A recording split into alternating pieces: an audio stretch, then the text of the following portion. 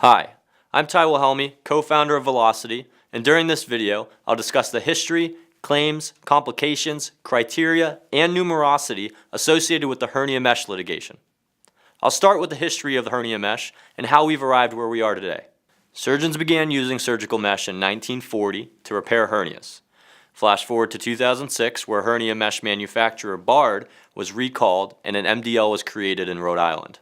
Now, it's important to mention this video is focusing specifically on the primary hernia mesh manufacturers Ethicon, Secure, and Bard.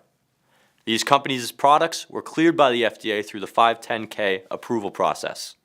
I'm starting with Ethicon, commonly referred to by their product PhysioMesh. Products received FDA clearance in 2010 and were recalled in May 2016. An MDL petition was filed in March 2017. Potential venues include Florida, Colorado, and Georgia. There has been a bellwether scheduled for January 2018. Next, we have Secure. An MDL was created in December 2016 and has been assigned to New Hampshire under Judge Landia McCafferty. Secure began mass distribution in 2010 and was recalled in 2013. They were sued by the United States in 2015 for distribution and packaging issues. There has been a bellwether scheduled for mid-2018. And lastly, we have Bard, for which there has not yet been an MDL petition filed. However, there have been 2 recalls issued between 2005 and 2007. This information sums up the history portion of this video.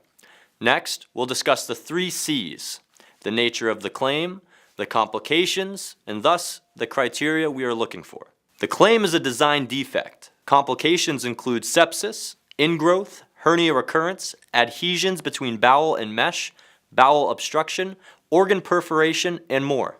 Criteria we're looking for includes the following. There was a hernia mesh implant during the years of 2006 and 2017. The hernia mesh kit was a composite mesh. There has been a revision surgery, or a revision surgery is necessary, and it was manufactured by either Ethicon, Secure, or Bard. Lastly, I'll review numerosity related to the hernia mesh industry and the manufacturers being discussed at hand. Ethicon represents approximately 12% of the market, while Secure 13% and Bard 60%. As you can see, there are other hernia mesh manufacturers that exist. I'm going to speak specifically to Ethicon in this video. Reports indicate they sold about 330,950 units since April 2010. Sources believe failure rates are between 10 and 20%. Of these, 50% are based in the United States.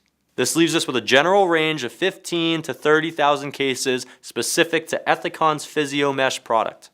This is important information to consider as you become more familiar with the hernia mesh lawsuits taking place. We're available to discuss acquiring hernia mesh cases or answer any questions you might have.